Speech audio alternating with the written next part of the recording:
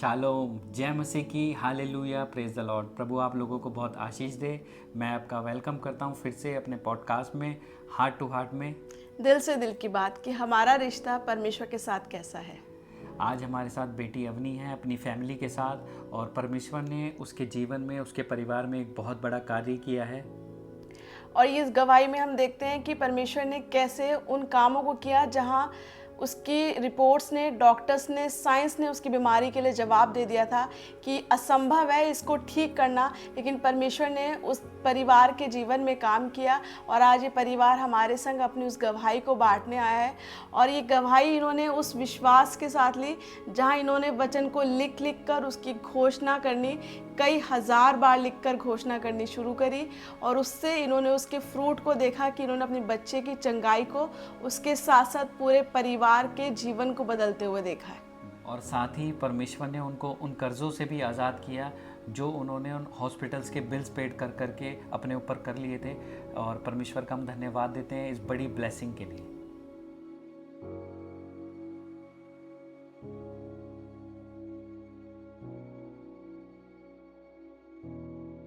Praise Lord, जय मसीह की। आज हम अपने चैनल पे भाई अमलेश आपका वेलकम करते हैं।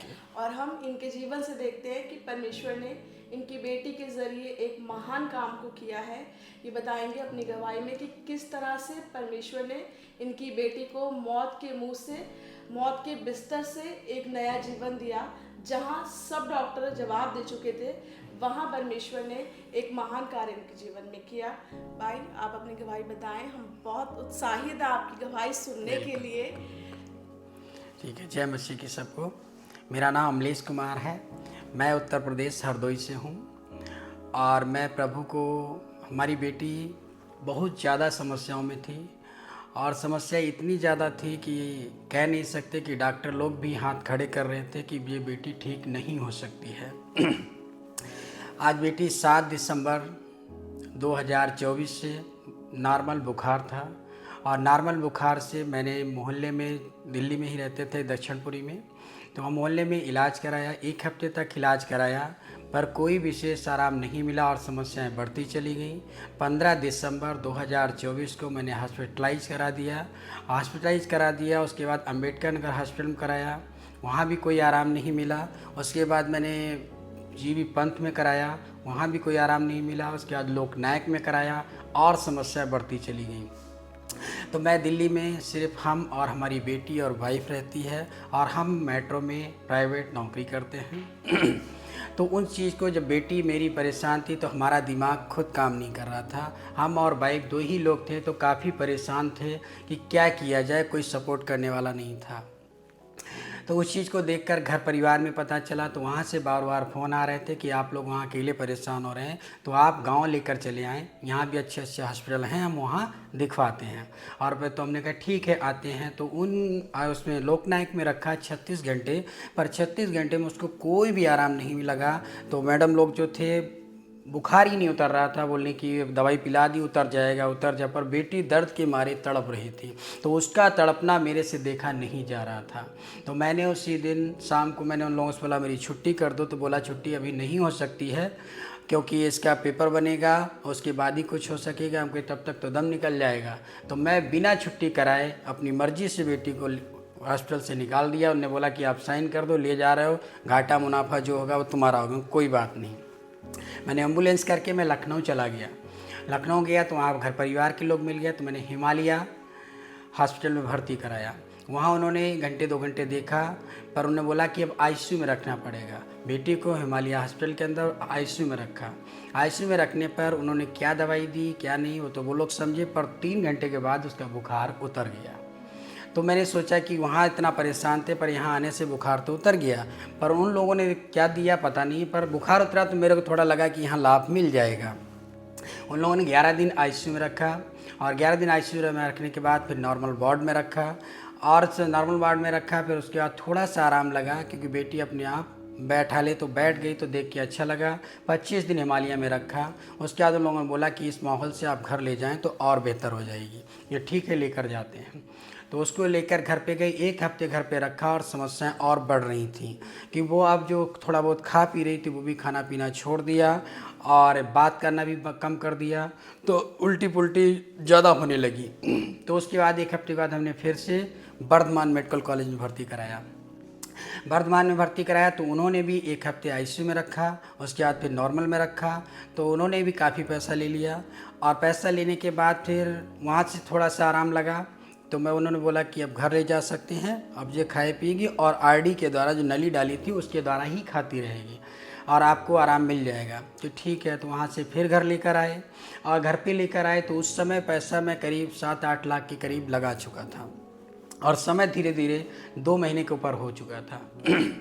तो मैं घर पे आया तो पैसा थोड़ा बनाना मुश्किल हो रहा था, पर घर पे लेकर आया, घर पे सब आरडी के माध्यम से दिया जा रहा था, पर आरडी से भी लेना इसने बंद कर, जो दिया जा रहा था वो उलट जा रहा था। समस्याएं इतनी ज़्यादा बढ़ती जा रही थी। उन लोगों की रिपोर्टों में जो आ रहा था, पहले जो हिमालय में कराया वो सब कुछ नॉर्मल आ रहा था, सिर्फ उन्होंने बोला था गला घोटू करके बीमारी है, जो अभी तक पशुओं में मैंने सुना था, जानवरों में होती है, इंसानों में नहीं सुना था। पर वहाँ पर पता चला कि हमारी बेटी के ही है, तो वहाँ उनका 5000 का एक इंजेक्शन आता था, वो लगता था। तो ऐसे ऐसे करके मैंने 14 इंजेक्शन लगवाए, तो वहाँ से गला घोटू, बाकी सब कुछ नॉर्मल आ रहा था हिमालय में। वर्धमान में दिखाया तो वर्धमान में पता चला कि दिमाग में सूजन है, दिमाग में पानी है और दिमाग में इन्फेक्शन है। वर्धमान में इतना पता चला। उसी के आधार पर उन्होंने दवाई दे दी और वो दवाई मैं लेकर घर आया। वहाँ भी मैंने रखा, शायद 24 दिन वहाँ पे रखा। उसके बाद घर पे लेकर आए तो घर पे भी समस्याएं 1 हफ्ते तक थोड़ा नॉर्मल रही, दवाई चलती रही। उसके बाद जो आरडी के द्वारा दिया जा रहा वो भी पलट जा रहा है और बोलना बंद कर दिया, और जो कह रहे थे उसके ऊपर इसको काफ़ी चिड़चिड़ापन हो रहा था, बात को नहीं सुन रही थी। तो उस हिसाब से देखा कि अब कुछ ऐसे पड़ी हुई थी कि घर परिवार के लोग और देखने वाले लोग आते थे, वो कहते थे अब बेकार, अब नहीं बचेगी। पर मेरे मन में ऐसा था कि नहीं, अभी जीवन है। अब ये कहाँ से मेरे दिल में क्या था, पर मेरा एक बार मन कहता कि अभी बेटी बच जाएगी। अच्छा भाई, मैं ये पूछना चाहूँगी कि ये 2024 दिसंबर से बताया आपने, लगभग कितना समय चला? 3 महीने? 2000 दिसंबर से मैं 2024 दिसंबर से फरवरी तक? जी। अच्छा, तो इन 3 महीनों में आपने सब डॉक्टर्स को दिखाया, हॉस्पिटल बदले, उसके साथ साथ आपने कुछ और उपाय सोचा, कोई और जतन करने की, किसी और तरीके से मेरी बच्ची सही हो जाए? जी, मैं घर पे जब लेके आया तो घर पे हॉस्पिटल से चल ही रहा था, तो घर परिवार के जो लोग होते हैं, अड़ोसी पड़ोसी, वो कहते हैं इलाज तो आप करा ही रहे हैं, तो आप कुछ और करा लें, जो भी हो सकता, जादू टोना जो होता है वो ऐसा कुछ है। तो मैंने वो भी दिखाया कई जगह पे, मगर जब जिसके पास जा रहे थे वो अपनी ही बात बता रहा था। कोई कह रहा था करा दिया, कोई कह रहा था नांग गई, कोई कहता कि जादू टोना है, कोई कुछ, तमाम चीज़ जो जैसे जैसे जिसने बताया मैंने सब कुछ करके देख लिया। मतलब कोई आशा नहीं थी आपके कोई पास, आशा नहीं, इतने उपाय करने के बाद भी, दिखाने के बाद भी। और जो लोग जहाँ हम लेकर जाते भी थे तो वहाँ लगता था कि उसने अगर हाथ रखा तो समस्या और बढ़ गई, तो मैं टेंशन हो जाता, इससे ना दिखाता तो अच्छा था। तो ऐसा भी काफ़ी करके देख लिया। उसके बाद मैंने फिर देखा कि पैसा भी कम पड़ रहा है, तो घर परिवार के लोग आशा तोड़ रहे थे कि नहीं ठीक हो पाएगी। तो मैंने फिर से हिम्मत जुटाई और फिर मेरी ड्यूटी जो थी वो ड्यूटी भी थोड़ा खतरे में थी, क्योंकि मैं 7 दिसंबर से और लेकर 27 फरवरी तक 2025 के मैं ड्यूटी ज्वाइन नहीं किया। तो यहाँ से बार बार फ़ोन जा रहे थे कि आप आओगे या कोई आपकी जगह पर रख लिया जाए, क्योंकि मैं आज दिल्ली मेट्रो में सर्वेयर हूँ। तो मैं ये समझ पा रही हूँ कि दिसंबर 2024 से फरवरी तक, 27 फरवरी तक आप जब नौकरी नहीं गए तो आप पे कर्जा भी बहुत हुआ होगा, पैसा भी बहुत लगा होगा। जी, बहुत पैसा लगा। मैं धीरे धीरे बेटी के इलाज में 10 लाख रुपए लगा दिया, और 10 लाख में अगर आपको रियल बताएं तो मेरे पास 1300 रुपये मात्र थे 7 दिसंबर को। और 10 लाख का अरेंजमेंट कहाँ से कैसे हुआ, भगवान ने किया, लोगों ने किया, जब वो मुझे मददगार भेजा तो मेरा मिला, पर सारा पैसे मैंने कर्जा लेकर ही किया। अब मैं आपसे जानना चाहती हूँ, जब आपने इतना सब कुछ कर लिया, हॉस्पिटल बदले, डॉक्टर बदले, सबको दिखाया, जब कोई आशा नज़र नहीं आई आपको, तो आप परमेश्वर के बारे में कैसे जाने? मैं 27 दिसंबर को जब मेरे पास ये गांव के जो पंडित जोशी लोग हैं तो उनसे मेरी बात चल रही थी, तो उन्हें बोला कि मैं ठंड के समय में कम से कम अपने घर से 40 किलोमीटर गाड़ी चला के रात में 7 बजे जाके उनसे मिल के रात में 9:30 बजे में फिर से घूमा। मेरे को उसमें ठंड और किसी की परवाह नहीं थी, क्योंकि मैं इतनी टेंशन में था। तो मैं 3 बार उनके पास गया, तो 27 तारीख को उन्होंने बोला कि मैं बताऊंगा, फिर 27 को नहीं बताया। और मैं टेंशन में था, बेटी भी ठीक नहीं हो रही, नौकरी भी जा रही है, तो मैं करूं तो क्या। मैं टेंशन, और बीवी बच्चे को देखता तो और टेंशन में होता था। तो मैंने 28 तारीख को डिसीजन लिया कि मैं दिल्ली ही चला जाता हूँ। अच्छा, तो इसमें मैं आपसे एक सवाल करना चाहूँगी, जब ये परिस्थिति चल रही थी, नौकरी भी चली गई नहीं थी, कर्जा था, बच्चे बीमार थे, कोई आशा नहीं थी, तो आप उस समय कैसा महसूस कर रहे थे, क्या लग रहा था आपको? मेरे को लग रहा था कि जैसे कि मैं 28 फरवरी 2025 को मैं दिल्ली आ गया, और मैंने 29 फरवरी 2025 को सुबह ड्यूटी ज्वाइन कर लिया। ड्यूटी ज्वाइन करने पे कंपनी के लोग और हमारे जो मैनेजर लोग हैं, वो उन सबको थोड़ा अच्छा लगा कि वापस ड्यूटी आ गया है, पर उनको सबको अच्छा लगा, पर मेरे दिमाग में तो और उलझने भरी हुई थी, तो मेरा दिल ड्यूटी में नहीं लगा। मैंने अपने मैनेजर को बोला कि मैं घर चला जाऊँगा, मेरा मन नहीं लग रहा, क्योंकि हमारी हालत सबको पता थी। तो मैं घर चला गया, और घर पे जाकर मैं यही सोच रहा था कि बेटी उस हाल में, क्योंकि घंटे घंटे में घर से फ़ोन आता था, तो मैं और टेंशन में था। मैं छोड़ के एक तो चला आया, और फिर बीवी का भी फ़ोन आ रहा था, तो मैं टेंशन में होता जा रहा कि करूं तो क्या करूं। इससे तो अच्छा कि मैं इतना कर्जा भी ले लिया, बेटी भी अगर हाथ से चली गई और नौकरी भी चली गई, तो मेरे जीने से फ़ायदा क्या है। इससे मैं आत्महत्या ही कर लूँ तो अच्छा रहेगा। मैंने ये बात सोच लिया था। तो मैं 29 तारीख को जब मैं रात में ड्यूटी से दोपहर में वापस आया, तब से मैं खोज में कई एस्ट्रोलॉजी से बात किया, ऑनलाइन बात किया, मैंने काफ़ी पैसा एस्ट्रोलॉजियों को भी दे दिया। उन लोगों से बात किया तो उन्हें जे मंत्र कराओ, वो जाप कराओ, जे हवन कराओ, ऐसा करो ऐसा करो, सब बताया। और एक लोगों से लास्ट में बात किया तो उनने कहा कि आपका जन हानि और धन हानि तय हो चुका है, आपकी बेटी बचना मुश्किल है, और आपके ऊपर भी अगर आपका अगस्त क्लियर निकल गया तो आप सेफ हैं, वरना आपके ऊपर भी काफ़ी गिरा दशा जो भी है वो ख़राब चल रहा है आपका। नहीं आपके ठीक जीवन के लिए भी जी ऐसा बोला? जी। और बेटी को बोला कि जन हानि और धन हानि, मतलब उसमें पैसा भी फूंक रहे हो, कोई फ़ायदा नहीं मिलेगा, बेटी नहीं बचेगी। ठीक है। तो उनकी बातों को सुनकर मैं और ज़्यादा टेंशन में आ गया। तो उसी दिन मैं ये सब सोच रहा था, तो 29 की रात में मैंने काफ़ी सोच विचार किया, पर कुछ नहीं होता। फिर सुबह 1 मार्च को मैंने फिर ड्यूटी किया, और फिर ड्यूटी पूरा दिन नहीं किया मैंने। उसके बाद मैं फिर दोपहर में घर पे भाग गया मैनेजर को बोल के। फिर मैंने रात में क्या, जब से आया तब से मैं यूट्यूब पे, फेसबुक पर, इंस्टाग्राम, जहाँ जो हमको साधन मिल रहा था, हम सब पे कई हमने पास्टर लोग, पोस्टर लोग हैं, उनको भी मैंने कई बार भेजा कि कहीं से हमको कुछ मिल जाए, पर कहीं से कुछ आशा ना मिली। हर जगह से निराश होते चले गए। उसके बाद मैंने यूट्यूब पे देखा कि FOLG चर्च का एक वीडियो देखा, तो उस वीडियो को जब देखा तब मेरे दिमाग एक तरीके से लगा कि खुल गया है, पुत्रों का शासन अधिकार। मैंने उसको देखा, तो उसको देखकर मैंने 1-1.5 घंटे उसको देखा। उसको देख के मेरे दिमाग में जो नकारात्मक विचार चल रहे थे, जो उलझन थी, थोड़ा सा शांति लगा। हालांकि दुख वही है, मगर थोड़ा सा मन थोड़ा शांत हुआ कि जो आत्महत्या करने का विचार, अगर मैं कोई फैसला ना मिलता तो हो सकता 29 की रात में ही मैं अपना कुछ कर देता। पर प्रभु की दया 1 मार्च को मेरे को पुत्रों का शासन अधिकार जो देखने को मिला, उसको देखकर मेरा दिल और दिमाग थोड़ा बदला, और मन में लगा कि अब मेरे को यहाँ जाना चाहिए। तो मैंने रात में ही उसका एड्रेस निकाला, FOLG चर्च है कहाँ। तो रात में 3 बजे एड्रेस निकाला। फिर मैंने 3 बजे खोजबीन किया, छतरपुर के पास में है, तो इतना मैं पैदल चला जाऊँगा, क्योंकि मेरे अंदर कॉन्फिडेंस है कि मैं 10 किलोमीटर तक पैदल चला जाऊँगा। तो मैं वहाँ से 3 बजे, 3:30 बजे फिर सो गया, और सुबह फिर मैं 6 बजे फिर जाग गया, और 7:30 बजे घर से निकल लिया। मेट्रो से छतरपुर तक, तो मेट्रो से आया, कार्ड वार्ड है मेरे पास, तो उससे चलाया, और छतरपुर से मैं गूगल मैप के सहारे से FOLG चर्च आया। 10:30 बजे करीब छतरपुर से FOLG चर्च पैदल आया। कितना किलोमीटर था जो आप पैदल आए? हमारी सिमर से 7 किलोमीटर करीब है। अच्छा, 7 किलोमीटर आप पैदल आए जी। तो मैं आ गया 10:30 बजे। 10:30 बजे जब पहुंचा तो वहाँ देखा, जिस तरीके से वहाँ का भाव देखा, माहौल देखा, लोग देखा, तो मेरे अंदर विचार आया कि अगर यहाँ ऐसा कुछ है नहीं तो लोग क्यों, कुछ तो है।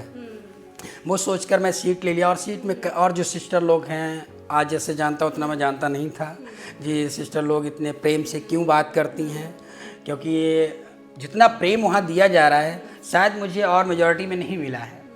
मैं कई जगह ऑफिसों में और कई जगह सेलिब्रिटी में कई जगह गया, मगर ऐसा प्रेम नहीं मिला जो आज हमको एफओएलजी चर्च में मिला है। तो सिस्टर लोगन पे भाई आप वहाँ बैठ जाओ, आप उधर बैठ जाओ, जो भी आ रहा है उसको इतना प्यार मोहब्बत जो दे रहे हैं, शायद ये घर परिवार में इतना मिलना मुश्किल है जो आज चर्च के अंदर प्यार मिल रहा है। हम तो प्रभु का धन्यवाद करते हैं, हम उतना नहीं जानते थे, पर आज वहाँ के प्रेम भाव को देखकर हमारा मन खुद उत्साहित होता है कि प्रभु की सेवा के लिए जीवन समर्पित कर दिया हूँ। जीऊँगा तो प्रभु की सेवा करते करते जीऊँगा और लास्ट के दिन तक प्रभु की सेवा करता रहूँगा। आज वहाँ पे जाने से इतना जब मिला, तब वहाँ जो आराधना प्रार्थना 11 बजे स्टार्ट हो गई, तो जी गीत गाए जा रहे थे, वो भी मैंने सब सुना, वो भी सब अच्छा लगा। और उसके बाद में फिर अपोस्टल जी आए थे 12:15 बजे करीब, तो उन्होंने आकर दुआ 2 मिनट किया। उसके बाद उन्होंने बोला कि मार्च के महीने में सारी बीमारी चंगी हो रही है। तो मैंने कहा कि अब कहीं नहीं चंगी हो सकी, अपोस्टल जी ने बोला तो आज मेरी बेटी भी चंगी हो जाएगी। कहीं नहीं तो आप अपोस्टल जी ने बोल दिया तो मेरी बेटी अब चंगी हो जाएगी। ये चीज़ मैंने अपने दिमाग में एक्सेप्ट कर लिया और मैं वहाँ बैठा, अपोस्टल जी का प्रचार वचन जो भी था वो मैंने सब सुना। सुनकर मेरे को थोड़ा अच्छा लगा और उस चीज़ वो दिमाग में चलती कि उन्होंने बोला है तो वो चंगी हो जाए, क्योंकि उसके बाद जो गवाहियाँ हुई थी उन गवाहियों में भी उन्हीं की वाणी थी कि उन्होंने किसी बहन के लिए ऐसा बोला तो बहन वो ठीक हो गई। तो जब उन्होंने ऐसा बोला तो मैंने भी एक्सेप्ट कर लिया तो मेरी बेटी ठीक हो जाएगी। तो मेरा दिल दिमाग फिर से चेंज हुआ और मैंने 3 मार्च 2025 को मैंने फिर बेटी को पीजीआई मेडिकल कॉलेज में भर्ती करा दिया। पैसा नहीं था, पर पैसे का अरेंजमेंट मैं इधर उधर फ़ोन करके 2-4 लोगों को पैसा मैंने इकट्ठा किया और फिर से भर्ती करा दिया। और उस दिन से 3 मार्च से मैं फिर लखनऊ चला गया पीजीआई में, क्योंकि बेटी के पास कोई नहीं था। मैं फिर से चला गया तो वहाँ पर आ जाके फिर 9 मार्च को मैंने ऑनलाइन देखा। तो ऑनलाइन में मैंने घोषणा करना सीखा, कैसे क्या करना, क्योंकि मेरे को 2 मार्च को नहीं पता था घोषणा कैसे करना है, पर 9 मार्च को सीख लिया ऐसे करना है। तो मैंने उन घोषणाओं को सीखा करने के लिए कि यीशु मसीह के कोड़े खाने से मैं चंगा हो चुका हूँ। और इस चीज़ को आप अगर कंटिन्यू बोलेंगे तो ये चीज़ आपके जीवन में प्रकट हो जाएगी। मैंने उस चीज़ को एक्सेप्ट कर लिया और मैंने बोलना अपने मन में स्टार्ट कर दिया। अभी तक जो कुछ नहीं हो रहा था वहाँ खुलासा हुआ कि दिमाग में ब्रेन टीबी है, दिमाग में पानी है, दिमाग में इन्फेक्शन है और दिमाग में सूजन है और पैरालाइज की शिकायत है। एक पैर छोटा पड़ रहा है और जो गला घोटू था वो नहीं है। तो वो नहीं, इतना सब कुछ पता चला तो मैंने कहा ठीक है, कोई बात नहीं, प्रभु सब चंगा करेगा, क्योंकि उसके कोड़े खाने से हमारी बेटी अब चंगी हो चुकी है। 4 अप्रैल से बेटी धीरे धीरे, क्योंकि वो पानी भी नहीं पी रही थी, अपना हाथ भी ऐसे नहीं कर, अगर ऐसे पड़ा है तो हाथ ऐसे नहीं कर सकती थी, पैर अगर सीधा कर दिया तो उसको मोड़ नहीं सकती थी। और शरीर में उसकी बेटी का वजन सिर्फ 14 किलो बचा था, जबकि 24 किलो की बेटी थी। अच्छा, मैं एक बार पूछना चाहती हूँ कि आपकी बच्ची की उम्र कितनी है? बच्ची की उम्र 8 साल है। 8 साल की बच्ची, उसका वेट कितना रह गया था? 14 किलो। 24 से 14 किलो रह गया था। और जो ब्लड था, ब्लड भी कम हो गया, शरीर में जान भी समझो नहीं थी। उन पीजीआई में जब भर्ती कराया तो वो लोग भर्ती नहीं ले रहे थे। उन्होंने भी बोला था कि आप भर्ती करा रहे हैं पर आपका रिस्क है, क्योंकि मेरी तरफ समझ से 10% उम्मीद है, बाकी उम्मीद नहीं है। पर मैं उस दिन प्रभु के पास आ गया, हमें कोई बात नहीं, 5% भी अगर उम्मीद है तो आप एडमिट करो। मैं वहाँ गया नहीं था, मैंने फ़ोन से अपनी वाइफ को बोला कि आप एडमिट कराएं, 5% भी उम्मीद है तो प्रभु काम करेगा। मुझे भरोसा हो गया। 4 तारीख को मैंने एक और वीडियो देखा तो उसमें मैंने लिखा था अपोस्टल जी को कि मेरी बेटी पानी भी नहीं पी रही, चम्मच से पानी नहीं निकल पा रही थी, इतनी कमज़ोर थी या समस्याएं थी, नहीं निकल पा रही। तो अपोस्टल जी ने बोला ठीक है, मैं आपकी बेटी के लिए दुआ करूँगा और बेटी पानी पिएगी। उसके बाद 6 तारीख को बेटी ने पानी पीना स्टार्ट कर दिया। ये ऑनलाइन आपने कमेंट किया उनकी वीडियो पे, उन्होंने ऑनलाइन आपको रिप्लाई जी, ओके। पानी पीना स्टार्ट किया। फिर बेटी बोल भी नहीं पा रही थी और हम लोग इतनी परवरिश कर रहे हैं, दिन भर रात भर उसको देखना, क्योंकि उसको अगर छोड़ देते तो वो इधर हाथ पटकती उधर हाथ पटकती, बहुत बेचैन हो रही थी। तो डॉक्टर लोगों ने बोला कि ये बोल भी नहीं सकती, अभी कम से कम 3 महीने नहीं बोलेगी। किसकी याद, जो बोलने की आवाज़ है वो चली जा चुकी है और 3 महीने नहीं बात करेगी। कि ठीक है, तो इस बात को, डॉक्टर की बात को सुनकर हम और मायूस होते थे कि ऐसा बोला 3 महीने नहीं बोलेगी, मगर हम लोग अपने मन में लाए नहीं, प्रभु चंगा करेगा, क्योंकि अपोस्टल जी ने बोला प्रभु चंगी, अब बेटी चंगी हो जाएगी। तो मैंने उस चीज़ की घोषणा अपने मन में चालू कर दी। बेटी कान के पास जाके बोलते थे तो उससे लगा 3 दिन लगा और 3 दिन के बाद बेटी पापा बोली थी, पर यादाश्त नहीं थी। सिर्फ पापा बोली। अब पापा जब बोली तो पापा पापा पापा पापा, दिन भर में हमें लगता तो हजारों बार पापा बोलती थी। पापा की ही माला जपती थी, क्योंकि यादाश्त नहीं थी, जो मन में आया उसी पकड़ लिया। सोती भी नहीं थी, दिन में भी नहीं सोती, रात में भी नहीं सोती थी। फिर हम लोग घोषणाएं करते रहे, घोषणाएं करते। उसके बाद में बेटी पीजीआई में ही थी, और मैं उसके बाद 5 अप्रैल को मैं दिल्ली चला आया। बेटी पीजीआई में ही थी। 5 अप्रैल को दिल्ली चला, और 6 अप्रैल को मैं फिर एफओएलजी चर्च आया। और एफओएलजी चर्च आकर फिर मैंने उस दिन सीखा कि बीज बोने का वहाँ पर वचन दिया जा रहा था। तो वो बीज भी होना सीखा, बीज क्या है और बीज को क्यों बोते हो, बीज कैसे बोते हो, बीज बोने से हमको परिणाम क्या मिलते हैं, उसके बारे में सब बताया गया। तो मैंने उसको सीखा, और मैंने उसी रीत से बीज बोना प्रारंभ किया। और जैसे जैसे मैं बीज बोता चला गया, और 6 अप्रैल से मैं आज तक अभी एफओएलजी चर्च से कंटिन्यू हूँ। जब भी सेवा रात में, संडे को, अदर दिन जो भी होती है, मैं उसमें सम्मिलित होता हूँ। और तब से मैं घोषणाएं लिखना और घोषणाएं करना प्रारंभ कर दिया। आज तक अभी मैं कम से कम 3470 बार मैंने घोषणाएं लिख दी हैं, और कम से कम 10,000 बार तो मैंने वर्ड बोला होगा। अच्छा, मैं ये जानना चाहती हूँ 3470 बार जो आपने लिखा वो क्या लिखा? मेरी बेटी ना मरेगी वरन जीवित रहेगी, और परमेश्वर पिता के कामों का वर्णन करती रहेगी। ये आपने 3470 बार लिखा जी। अच्छा, तो उसके बाद आपने क्या देखा? उसके बाद आज बेटी भली चंगी है, प्रभु ने चंगा कर दिया। अच्छा, मैं ये जानना चाहती हूँ कि अब वो जो दिमाग में बुखार था, पानी था, टीबी था, वो सब ठीक हो चुका है? आज जब से मैंने नॉर्मल है जी, कोई पैरालिसिस नहीं है? नहीं, कोई नहीं। ठीक है। जब से मैंने घोषणाएं करना चालू किया, घोषणाएं जैसे जैसे करता चला गया, वैसे वैसे बेटी में फ़र्क दिखने लगा। अब ना ब्रेन में पानी है, ना सूजन है, ना कोई इन्फेक्शन है, सारी यादाश्त क्लियर वापस आ चुकी है। और उसके बाद ना पैरालाइज है, ना पैर छोटा है, आज चल सकती है, दौड़ सकती, खा सकती, पी सकती, सब कुछ कर सकती है। प्रभु की आज स्तुति, आराधना, भजन वो खुद गा रही है। आज प्रभु ने पूरी रीत से चंगा किया। हम उस पिता का धन्यवाद करते हैं। आज से लेके जब तक धरती पर हूँ, उस पिता का धन्यवाद करता रहूँगा।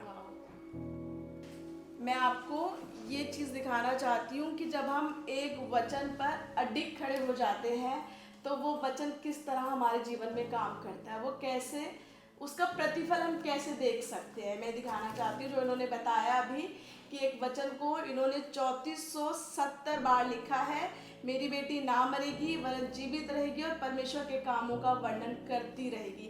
ये इन्होंने 3470 बार लिखा है, और उसका प्रतिफल ये है कि बच्ची हमारे सामने बिल्कुल ठीक है। बेटा आ जाओ। बिल्कुल, आज हमारी बेटी बिल्कुल भली चंगी हो चुकी है, और प्रभु ने चंगा किया है। प्रभु ने चंगा किया। बोलो यीशु मसीह कोड़े खाने से चल के आई है, जिसको डॉक्टर ने बताया था कि इसको पैरालिसिस है, पैर छोटा बड़ा है, अब कुछ भी नहीं है। बोलो बेटा आप कुछ बोलना चाहोगे? हमें मेरे को चंगी हो चुकी सिर्फ यीशु मसीह के नाम से। वाह। और आपको यीशु क्या मसीह कोड़े खाने से आप चंगे हुए हो? यीशु मसीह के कूड़े खाने से मैं भला चंगी हो गई हूँ, मैं हमेशा जीवित रहूंगी।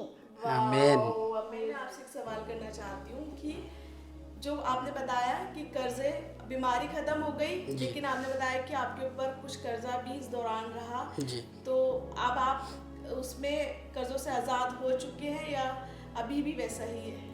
जब आपने बोना सीखा है तो उसका क्या प्रतिफल आपके जीवन में आया है? मैंने जैसे ही चर्च में बीज बोना स्टार्ट किया, और तब से लेकर अभी तक मेरे को धीरे धीरे 3 महीने ही हुआ है।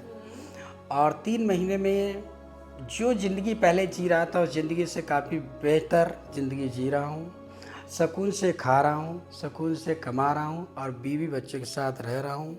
और प्रभु ने, वो कर्जा है मेरे पर मेरे को कोई टेंशन नहीं कर्जे की। और कम से कम नहीं तो 1 लाख से ऊपर कर्जा मैंने उतार दिया है। और मुझे लगता है कि इस साल मैं पूरे कर्जे से आज़ाद हो जाऊंगा, क्योंकि प्रभु बहुत महान है। हम उसकी महिमा जितनी भी करें, तारीफ बहुत कम है, क्योंकि पिता ने जो आज हमको खुशी, हमको जो जीवन दिया, उस खुशी का हम वर्णन नहीं कर सकते हैं। वो बहुत ही महान परमेश्वर है। भाई मैं आपसे एक सवाल पूछना चाहती हूँ, और आप उन लोगों से क्या कहना चाहोगे जो अभी भी निराशा में हैं, जिनके पास कोई आशा नहीं है, उन लोगों को आप क्या बताना चाहोगे अपने इस जीवन के जरिए? यही कहना चाहेंगे कि हम काफ़ी निराशा में थे, जब प्रभु ने हमको आशा का एक जीवन दे दिया है और हमारी बेटी को मौत के मुंह से बाहर निकाल दिया, जो चीज़ बिल्कुल असंभव इस संसार के लिए थी और हमारे लिए भी थी, मगर उस चीज़ को आज परमेश्वर ने संभव किया। आज बेटी हमारे साथ रह रही है, सब कुछ कर रही है, तो उसको देखकर मुझे शांति मिल रही है कि पिता के लिए कोई भी कार्य इस जगत में बड़ा नहीं है। विश्वास अगर हम करते हैं तो प्रभु जीवन को बदलते हैं, और आज हमारे जीवन को बदल दिया। तो हम यही कहना चाहेंगे कि जो लोग देख रहे हैं वो सब लोग उस खुदा के ऊपर विश्वास करें। खुदा आप सबके जीवनों को बदलने के लिए तैयार है। आज आप जो ये गवाही सुन रहे हैं, हम आपके जीवन पर हमारे प्रभु यीशु मसीह के सामर्थी नाम में घोषणा करते हैं। जैसा कि भजन संहिता 118:17 में लिखा है, मैं ना मरूंगा वरन जीवित रहूंगा और परमेश्वर के कामों का वर्णन करता रहूंगा। यह वचन हमें बताता है कि परमेश्वर हमें जीवन देता है ताकि हम उसके अद्भुत कार्य और उसकी महिमा की गवाही दूसरों तक पहुंचाते रहे। परमेश्वर आपको आशीष दे।